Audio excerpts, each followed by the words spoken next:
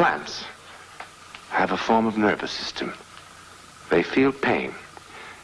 Also, when they are ill, they run a temperature and have a pulse. They also have memories. We also know now that plants respond favorably to human encouragement and wither and die when they are bombarded by negative thoughts. There are plants that can poison, plants that can cure. And then there are plants that can cause very odd and unpredictable behavior in the human. Here on the campus of this great South American university grows one of the strangest plants of all. Strangest in its effect upon a particular human being. What happened here behind those vine-covered walls began and ended with this unique and curious bloom.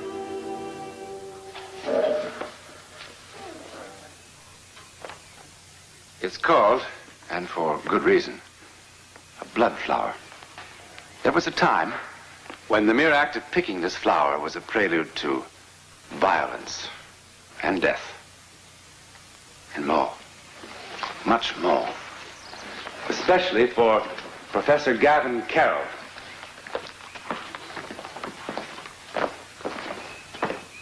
Exchange professor from the United States. The year's 1936. He is here to teach a special summer seminar in the philosophy of political science. But because of this flower, it will be the professor who will learn much more about the hard facts of political science and the human spirit and life and death. And passion and emotion? No, no, no. They are the enemies of rational action, the creators of violence. And violence, by its very nature, is the destroyer of reason. Without reasonable action, there can only be anarchy. Yes, Senorita Caballera? Do I understand you correctly, Professor? You are saying that under any conditions, the will of the majority will eventually win out, and that what is natural, that is politically sound, will happen sooner or later without violence. Precisely, Senorita. So we just sit by. We permit our dictators to get fat on the blood of their subjects. And we just wait for democracy to come to us. Now, is that your solution, Professor? You are making my point, Senor Alcazan. As your blood pressure rises, your clarity diminishes. You have been in our country just a few days. You have seen nothing. Or perhaps you were instructed to see nothing. No doubt our government chose you for this job very carefully. You do not wish to see the truth, but a blind man can see it. Now, we are called a republic. A republic. Now, if I stepped outside that door and so much as suggested that democracy is dead here, that our honored president is vicious and a brutal dictator. Please, please, Senor Alcazan. You may attack me personally all you wish, but while I am a guest of your government, I cannot in good conscience countenance this sort of talk in my classroom.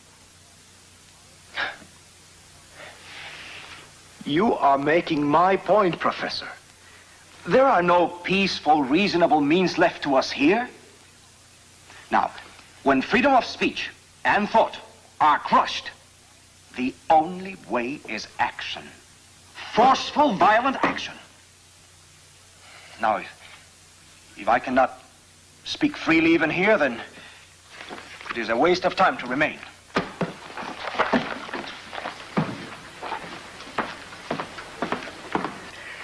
I had heard that the Latin temperament was explosive, but Senor Alcazan is practically a one-man arsenal, all by himself.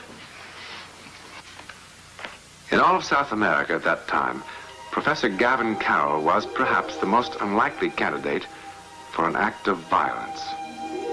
Was, at least until the moment when he first came in contact with the blood flower vine. Or was it really the professor who was destined for violence? Or only his physical being? For at that moment, Gavin Carroll was unaware of what was happening to him.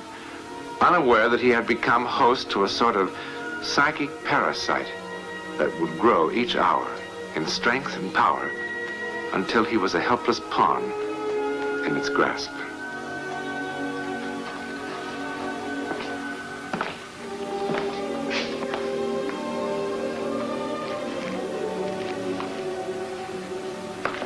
Are you looking for something, senor? The professor was unaware, but whoever or whatever had begun to take possession of him had a purpose and a plan all its own. That night, unwittingly, unconsciously, Professor Carroll was once again drawn to the bloodflower vine. And this time, the psychic force of that plant began to make its purpose felt. Deep in a psychic thrall, he went directly to a small nearby cemetery and to the grave of Luis Arturo Fuentes, a revolutionary who 6 years before had met violent death in an abortive revolution. And thus began the professor's downward plunge toward the destruction of everything he believed in.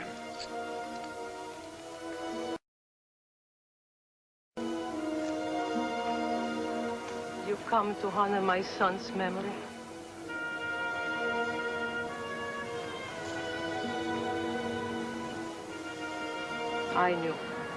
I knew you would come someday. Now come with me. I've kept it hidden, waiting all these years. Now come.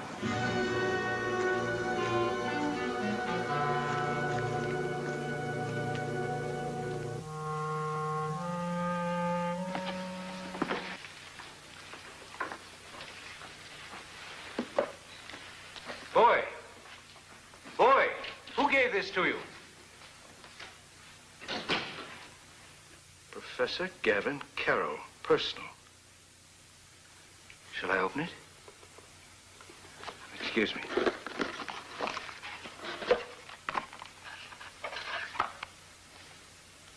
Talk is the refuge of the weak and indecisive. The true believer fights for what he believes. Simon Alcazan. Our Senor Alcazan is a most stubborn young man.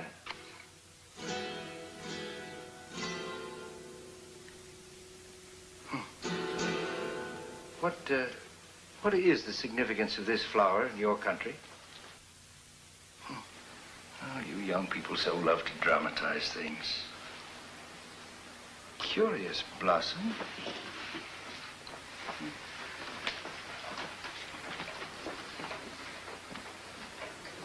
Well, perhaps I'll wear it in my buttonhole, and maybe someone will tell me what.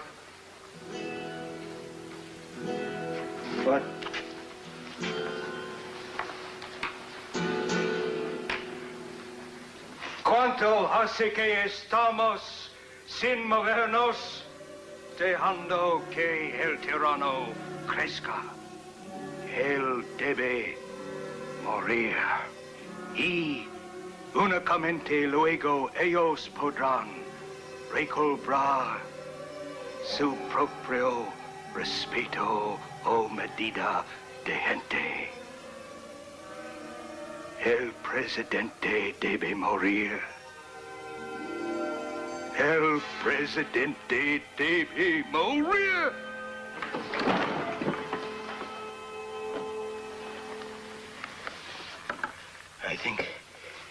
I think it best we cancel today's class.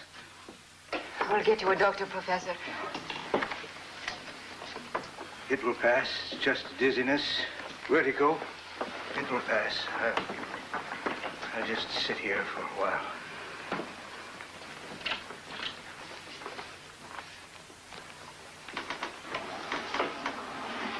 Professor. Better? Yes? This happened yesterday. Twice, I think. Yes, twice. In the afternoon And then at night, I felt drawn to that odd-looking vine. And then I guess I blacked out, as they say, for I don't know how long. It is dangerous to talk about these things, even for an American. What did I say? In Spanish, about killing the Presidente. In Spanish? And what you said about the government. So angry, so bitter. It is very dangerous.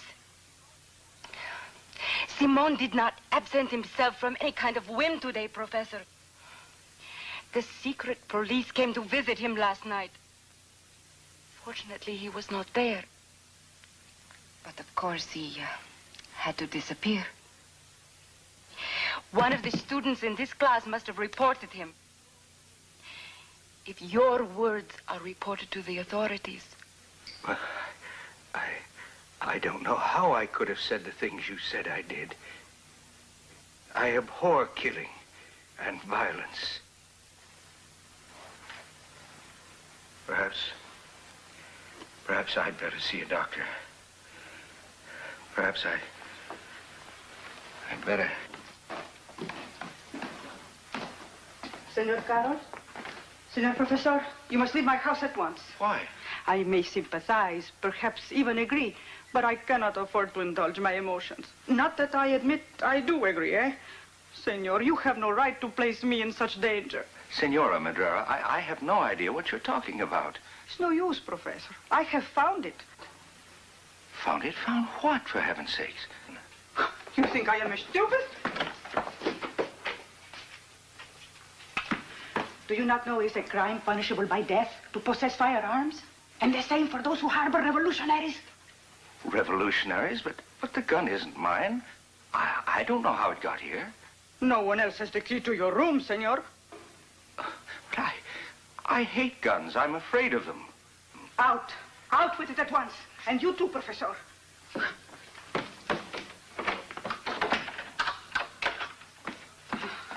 I want no trouble like this in my house. No, Senora.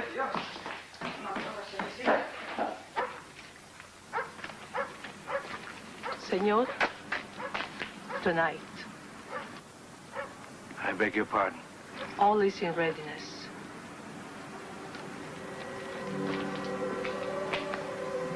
God be with you.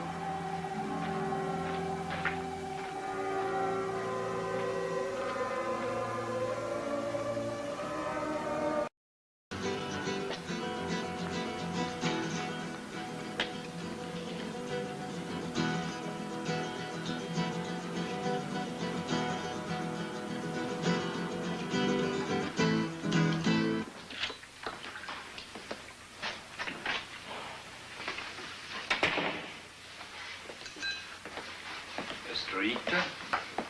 Tomas.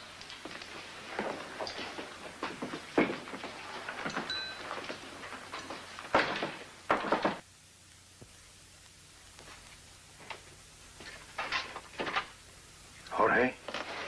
Jorge, what's the matter with you? We're all a little bit jumpy tonight, eh? Jose?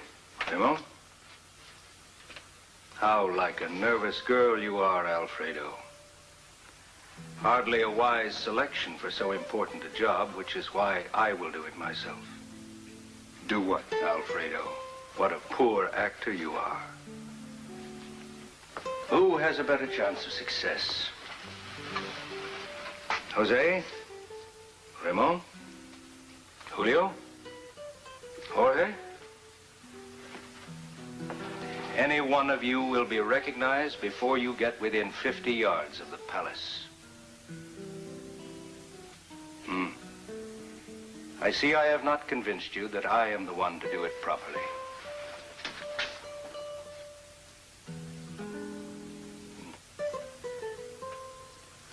I wouldn't waste a bullet in this gun on any one of you. This gun belonged to Luis Fuente. Who are you? Now, I will enter the palace grounds through the east gate, where our good friend Emilio has been paid to look the other way. On the inside wall, 18 paces from the statue of our brave president, the mortar has been loosened from 42 bricks, and the bricks have been carefully and cleverly replaced by Bernardi, the gardener, our other good friend who did not need to be paid. I'll remove the bricks silently. The east door is unlocked, up to the second floor where our fearless leader spends his nights. I'll find him behind the double doors.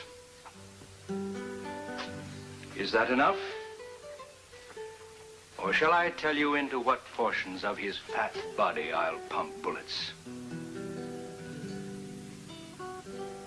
Wait here. The good news will be all over the city in minutes.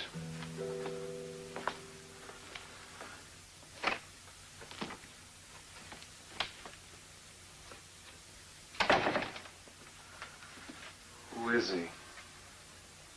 How did he learn of our plan?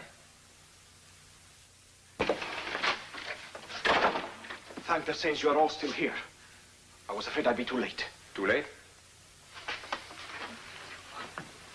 They have learned of our plans. How? Emilio.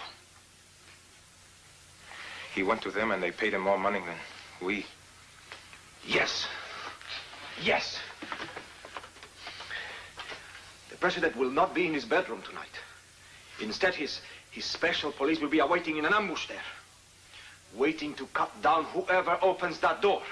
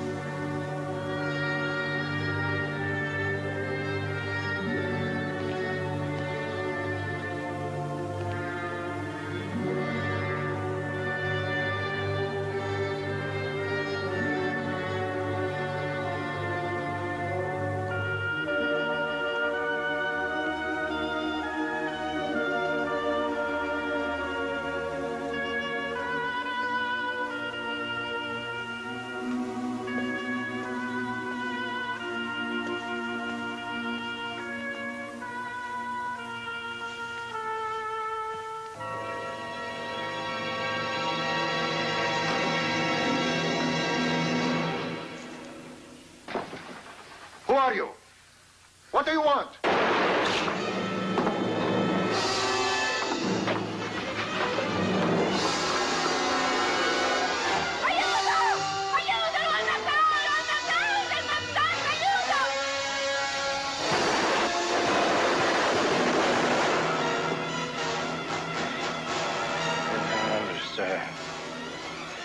I don't understand. Understand. Well, 6 years before Professor Carroll came here, young Luis Fuentes tried to assassinate the dictator and failed. He was stood right here and executed. His blood seeped into the earth, and this vine grew. It became a symbol, and the dictator had it cut down and rooted out. But it sprang back to life again and again and flourished, just as freedom has flourished here ever since the death of the dictator. Now, these specialists in the field of psychic phenomena would tell you that the professor was possessed by the spirit a fuentes. And although possession is only a word for a still unproven theory, it's a fascinating concept, isn't it?